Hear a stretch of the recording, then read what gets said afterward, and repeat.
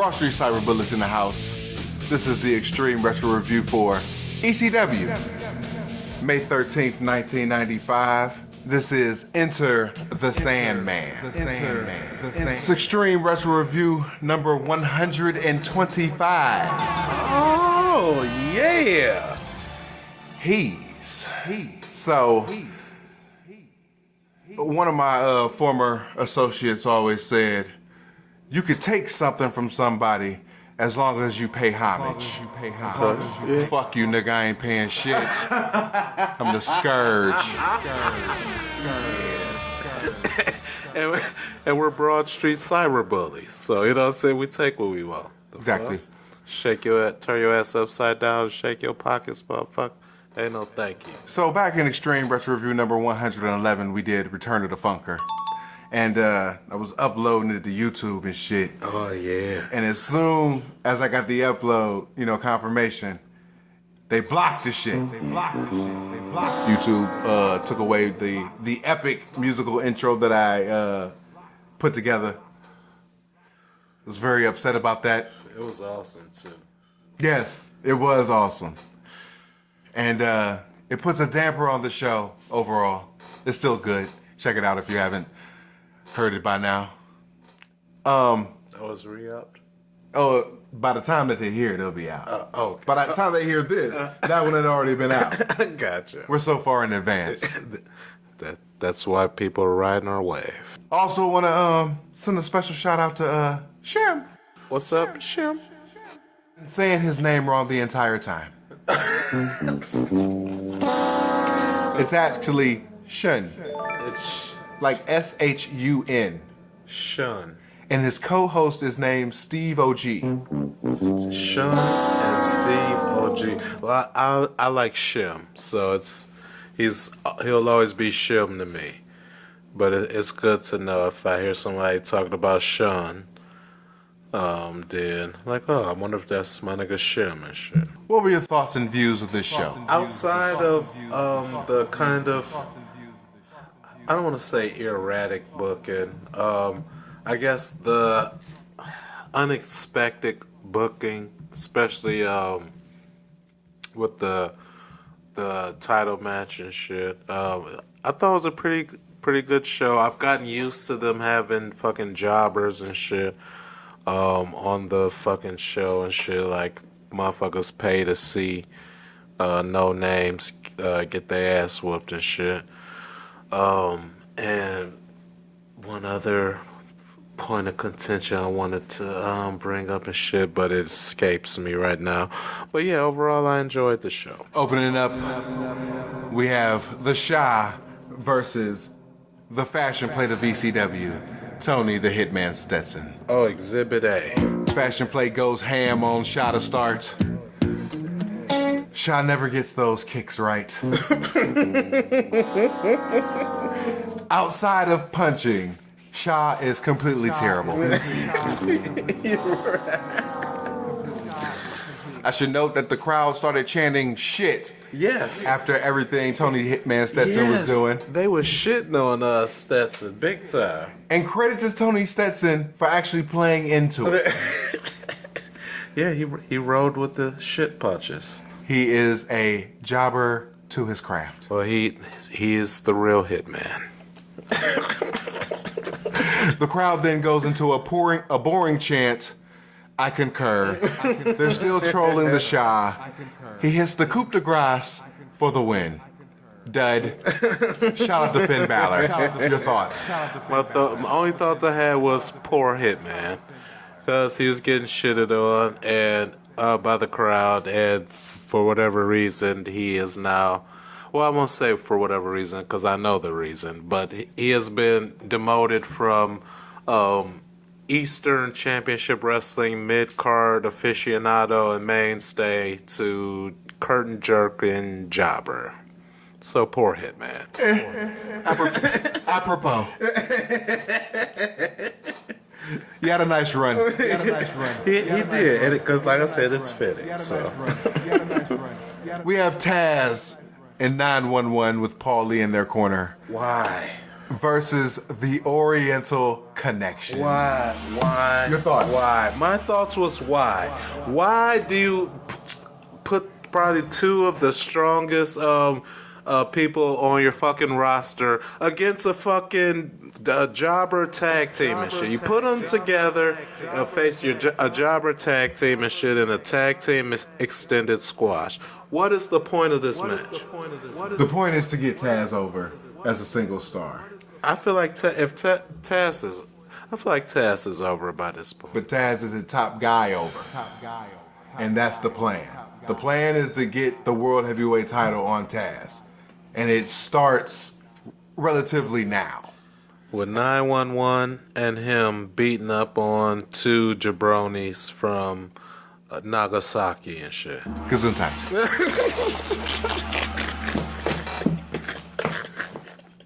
So Taz finally hit the gym, to quote Joey Styles. Also known as hit the roids. Oh shit. Joey is sucking them off early in this match. Babyface Paulie is complete LOL. Taz takes on the Japs solo. He throws him around to oblivience. 911 chokeslams him to wake up the crowd. The double suplex was cool, but 911 was clearly the star. Jap 1 cannot work, so he gets 2 chokeslams, maybe 3 for the win. H-Dub, your thoughts? The only reason why 911 is the star is because they booked that shit perfectly. If their goal was to make 911 a star, he was outside the ring and shit, and came in just to do the motherfucking choke slams to get the Philadelphians their little rocks off and shit. But outside of that, I mean, like, it's all just a waste of a match to me, in my opinion. It's an extended squash for no reason, to no benefit for anyone. I gave it 1 with a question mark. Who cares? Extended squidash. They show a replay. Moving on. Joey formally greets the crowd. Somebody in the audience says, "Shut up." Welcome to the ECW arena. Shut up. Damn, that's rude. It brings out Axel Rotten. Oh boy. Axel Rotten then cuts a promo where he's shitting on the Florida fans. He says that the Florida fans aren't as hardcore as the Philly fans, so Florida can suck his ass or some shit. Yeah, then he says, can he do it one more fucking time with Ian Rotten?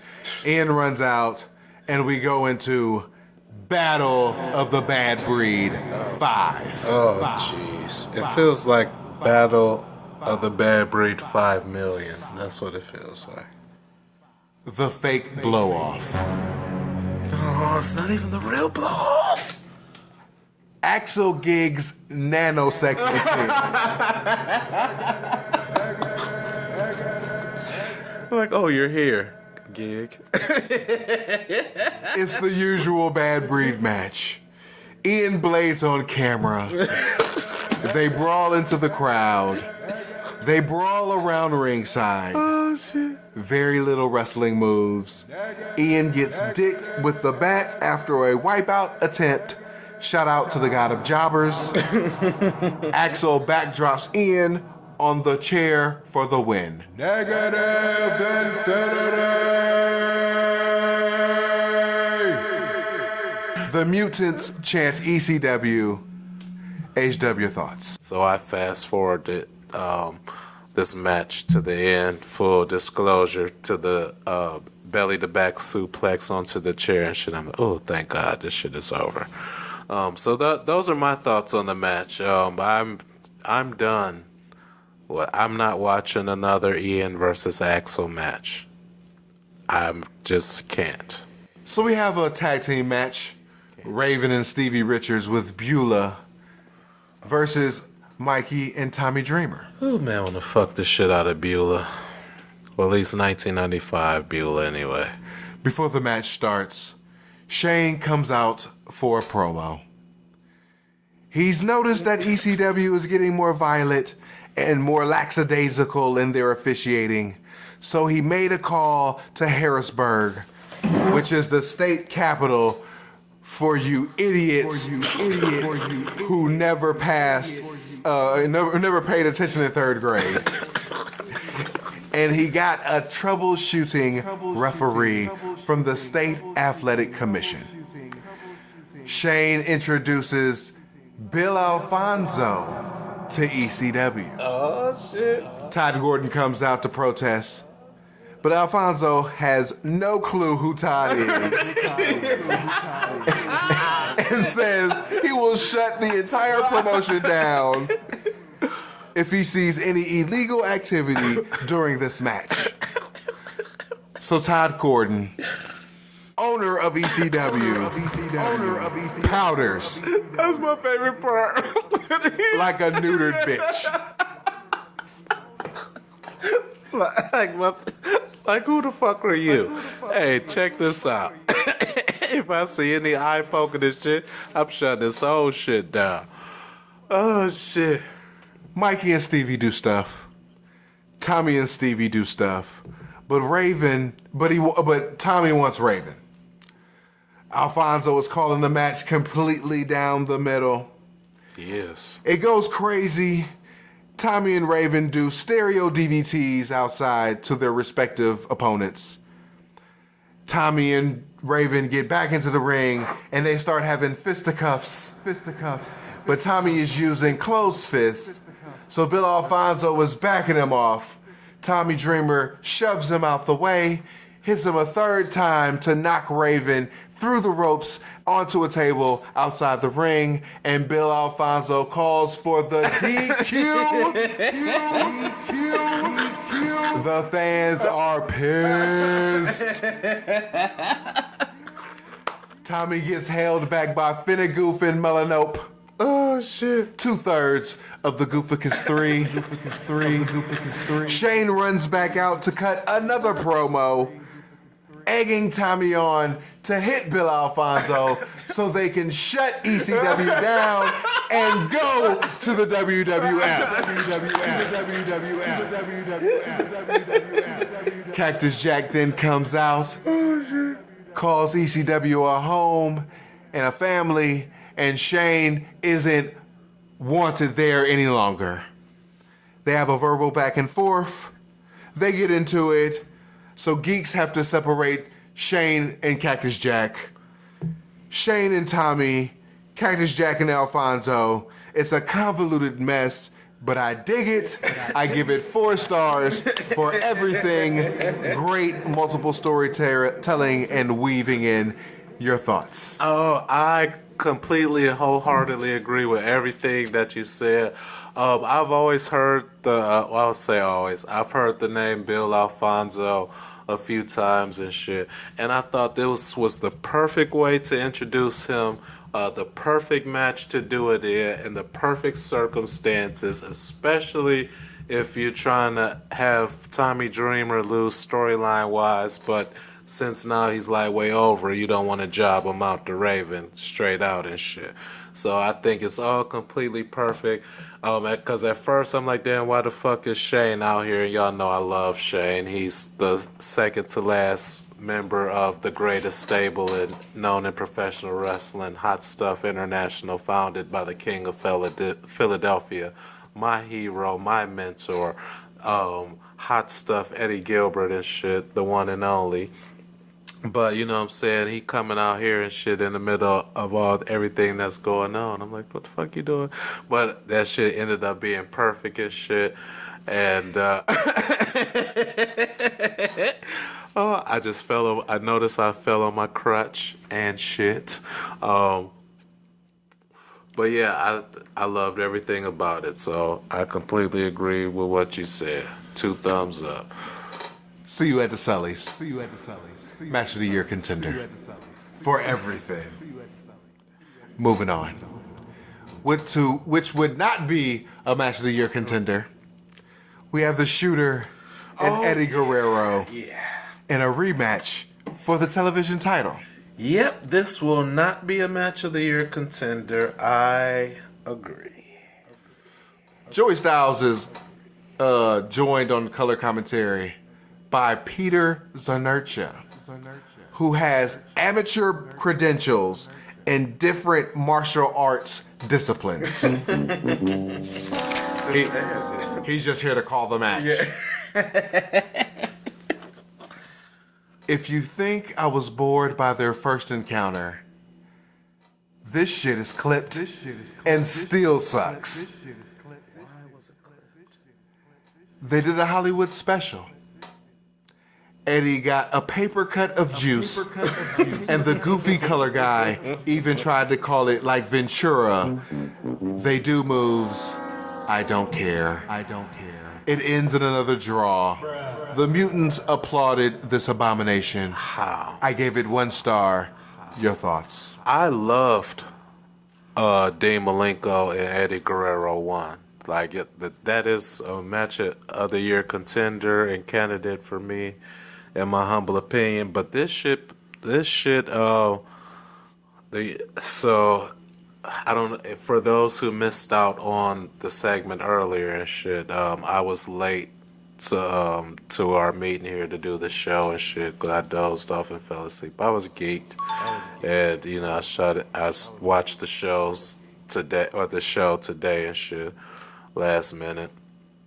But this match right here is what helped induce my insomnia and helped me to start yawning and shit, because this shit was a straight up snooze fest. And I was surprised and disappointed because, again, like I prefaced, I loved the first match, you know what I'm saying? But this match was doo-doo. And then they have it end in a motherfucking time limit draw and shit. Like, dude, all right, y'all got that shit on one time.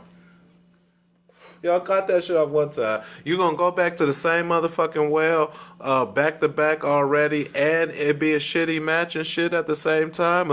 I won't call it a shitty, but it was boring. It was if it's boring, it's shitty. So I'm gonna call a spade a spade. Shit was terrible. I hate to be the guy who said I told you so, but I foresaw the turn coming. Oh, you did call that shit. Yeah. Oh my goodness. Yeah. And I'm glad that you coined the term snooze fest. Stay tuned. No more snooze fests. Joey reveals Pete to be the newly rechristened Taz. We get our first of many character tweets to get him to be a top guy. Video package suplexing geeks. 3 letters, 1 man, and a dangerous new attitude. It's a start. Moving on. Oh shit! I'm not impressed. Oh, you mean what? What you mean? He just beat up the Chinese Express and shit earlier in the night and shit. How can you not be impressed? I'm not impressed of him beating Geek 1 and Goof 2. He just beat the Asian persuasions and shit. What the fuck you mean, man? The Chinktown Mafia. Oh man, you know what I'm saying? Jim Shoe and the cream of some young guy. Yeah. Oh shit. Moving on. Oh man, this is an epic night, my friend. ECW World Title match: Sandman versus Cactus Jack. So, upon repeated viewing, I liked this match way more a second time. The first time I watched it, it was just another repeat of their earlier matches. But watching it a second time in preparation for the show, it just seemed to have a different level. You know what I'm saying? When it was funny because they were doing spots and it was very violent. And you didn't know The Sandman is so awesome on this main event stage because he's clearly the antithesis of everything that Shane has represented ECW to be over the past X amount of months. And he's also a heel, which makes it awesome. But the fans are cheering. It's a weird place. Yeah. It's a weird place because Cactus Jack, beloved babyface, is just a punching bag for the Sandman's ineptitude for wrestling. They just have a fucking fight where they just want to hit each other as many times as possible. Joey explains the winner will face the champ. The winner will face Shane later that night. It's the usual between these two catch-as-catch-can professional grapplers Right. of the squared circle. Oh, it was a wrestling clinic. I don't know how Sandman hasn't killed himself with some of his moves. Like the last move he did before the foul split. He like jumped over the rail. He almost fucked his shin up and shit. Yeah, I'm like, what the fuck? Or how he almost killed Jack with that shitty pile driver. This match was awfully entertaining. Oh shit. Barbed wire gets involved. Like some chick just threw a can of barbed wire into the ring. Like, where did the barbed wire come from? Now, somebody had to give that to her, cause please don't tell me security is letting fans in through the door with motherfucking barbed wire and shit. But she had the accuracy of Austin Beer guy though. She was like a perfect pitch. That motherfucker, Cactus Jack tried to do a table suplex, but he couldn't lift the table up. Motherfucking Sandman picked the table up on Shane later in the next match. Anyway, I bumped it up from a 1 to a 3. Your thoughts on the match? Oh man, dude, that match, like for the novice, it would be easy to compare that to your Ian versus Axel Rotten match. But just from like paying attention to the storyline and then like, you know what I'm saying, the little delicate intricacies and shit that went on through the match and shit. Like I don't know, the shit Jim Cornette has always said has always been burned in my head about the great wrestling matches look like a real struggle and shit. They're not super polished and clean and shit. Everything timed and shit and choreographed looking and shit. It looks like a real fight and shit. So on top of the fact that like I'm locked in on the motherfucking Sandman character story, so match wise, or AKA as you geeks would say, work rate wise, the match is kind of shit and shit, kind of. But storyline wise and everything else intertwined, and on top of the fact going into it, I didn't know until I watched the show that the winner would be facing Shane that night and shit. So that added an extra element of like, oh shit. You know what I'm saying? I figured it's Enter the Sandman, so I didn't see Sandman losing. But at the same time, I didn't really know, so it added a little extra element of drama for me and shit. So yeah, I enjoyed this shit. Probably for the wrong reasons, but shit. Yeah, I like it. Shane runs interference. Sandman dicks Cactus Jack with the cane for the roll-up and the win.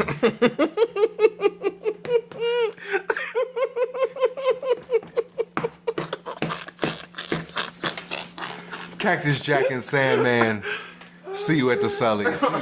Feud of the Year candidate. Oh man, dude, I laughed so motherfucking hard. Oh. Jack got hit. I mean, I don't know why him get hitting in the balls with the motherfucking stick was hilarious to me and shit, but I howled. We have a second world title match. Sandman versus Shane. Their last meeting. Ultra Class 1993. Extreme Retro Review number 26. You mean what, before Sandman took on the title and shit? No, this is just Surfing Sandman versus Shane Douglas. He had won the Eastern Championship title from Tito Santana, who had vacated the title after he left, and after Paul took over the book. Eddie Gilbert left the company. R.I.P. Eddie. A foundational cornerstone of ECW. Gone but never forgotten. Shout out to 1993 Fooge. You get better. And you got us here, 93 Fooge. So shout out to you from Hwould as well. There are Shane is dead chants. We want Flair chants. Shane goes for the gig spot for some psychology to the match, but he botches a suplex on the ropes. Sandman gets dumped completely on his fucking head. So Sandman grabs Shane by the trunks and throws him into the second rope for the receipt. Did you notice? I did not notice the receipt. Well, I didn't. Oh, I saw it, but I didn't know something had written wrong, so I didn't think of it as a receipt and shit when I saw it. So that's good to know. And shit. I tuned out on initial viewing, but on repeated viewing, it seemed to me that Shane was actually wrestling more of a Flair type match. He did the Flair flip in the corner. Saying when he got outside the ring, he tried to leave through the crowd like Flair does. I tuned out on the first time, but on the second time, I actually got into it. Hack reverses a belly to Bailey into a pin. Shane's foot is on the rope, but Cactus throws the foot off for the 3 counts.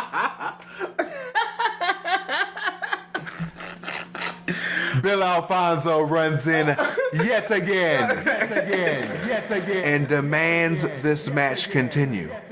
Woman gives Sandman the cane to split Alfonso's wig.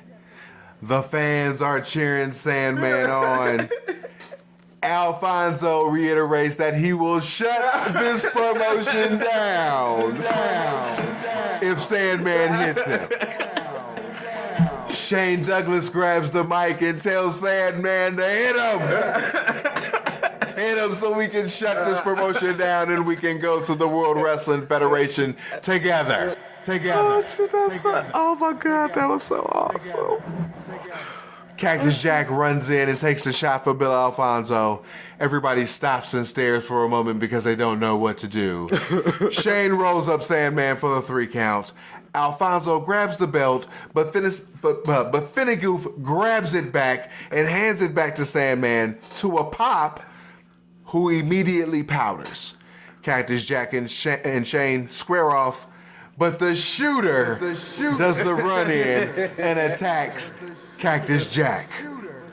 Shane does nothing but play to the crowd and acts like I'm not hurting my best friend in the business. Tommy Dreamer comes in to save a hoe. And then Raven and Stevie come in to attack Putz and Cactus Jack. Raven DDT's Dreamer on an industrial-sized fan grating to end this confusing mess. But I dug it. I gave it a 3 for all the storyline. Your thoughts? It was perfect until fucking Tommy Dreamer and Raven Nevermore interjected themselves into it and shit. Even though I didn't mind them being out there and shit, but I was kind of like, why? Like, you know what I'm saying? Like this, like all that shit was perfect and shit. Like Cactus, costing Shane the title and shit, and then the refs, Bill Alfonso and Finnegoof going back and forth and shit, and then Shane out healing Sandman. So like, is Sandman a face now and shit, or is he just a face against Shane and shit? And then Shane talking about him and Sandman dipping on the company and shit. No way WWF was taking Sandman though. That I just don't see that happening. But like all that shit was. I mean, they took him. They eventually took him. Oh yeah. He did. Yeah, well, off of his ECW cred, but he wasn't going right then. No. You know what I'm saying? After he became a cult hero and shit, that the people accuse Stone Cold taking the beer gimmick from and shit.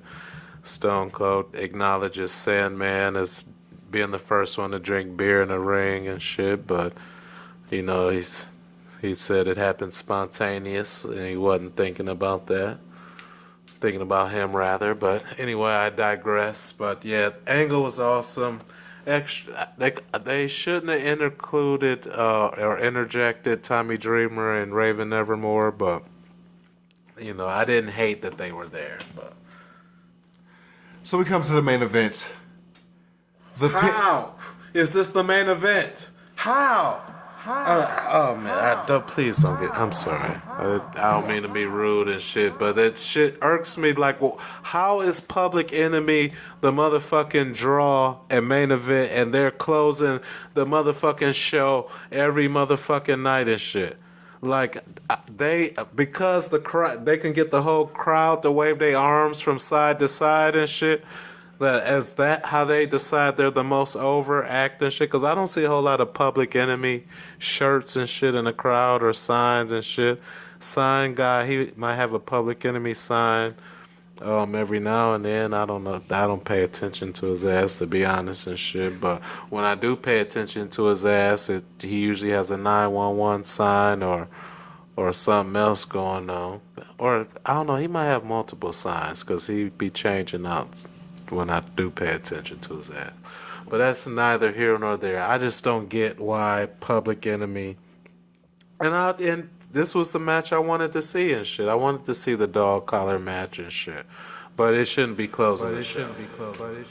Todd adds gravitas to the match, and he gets a Todd is God chant. It's largely boring to start, but it's still 30 minutes left on the show. Yeah, buddy. So I'm giving them leadway to build the matchup. Jumper cables to the balls to wake the crowd up. Rocco does the capital crime, which gets a fuck Sabu chant. Now this match is starting to pick up. For like 5 minutes. Then it turns slow and boring again. Double pin finish, but no, Mullinope, the pussy idiot, only saw the Public Enemy's pin. Pitbulls grab the belts, but Ortiz calls it correctly. Negative infinity! Pitbulls leave the ring to adhere to the stipulations that the Public Enemy would get 5 minutes with Stevie Richards if they won the match. They said before the match that Stevie Richards loves it doggy style, and proceeded to pantomime butt fucking Stevie Richards. The Pitbulls beat up the Public Enemy so badly that Stevie Richards takes advantage of beating up both guys immediately after the match. I bumped it up to a dud. The Public Enemy soon get the advantage 2-on-1 and proceed to pantomime butt fucking Stevie Richards. The crowd chants for blood. They get half of the drive-by, but Raven throws Rocco off the top rope. The Pitbulls come back and it's 4-on-2. Stevie kicked to Johnny with theatrics, brings out the putts with a chair to Stevie's back. Raven and Dreamer again, but it's 2-on-1. They beat up the putts. Beulah comes out to watch the carnage. Tommy with the comeback, and Luna Vachon runs in to help Tommy Dreamer.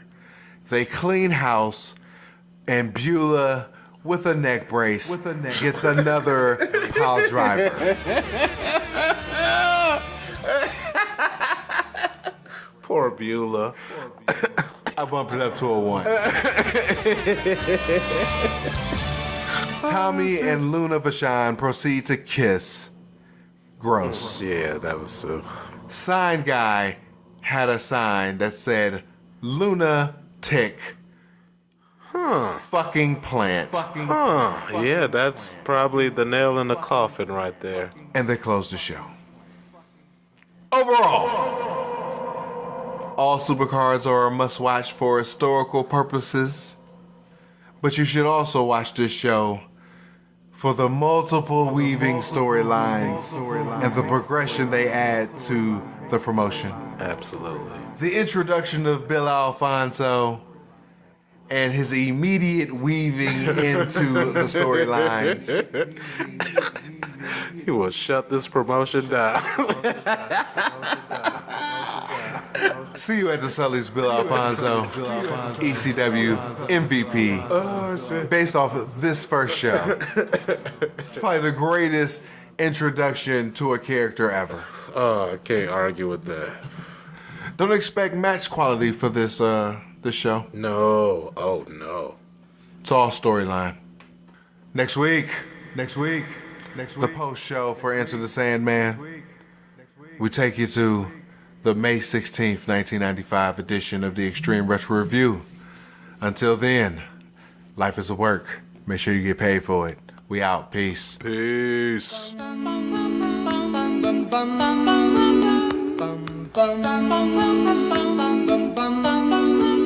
Mr. Sandman, bring me a dream. Make him the cutest that I've ever seen.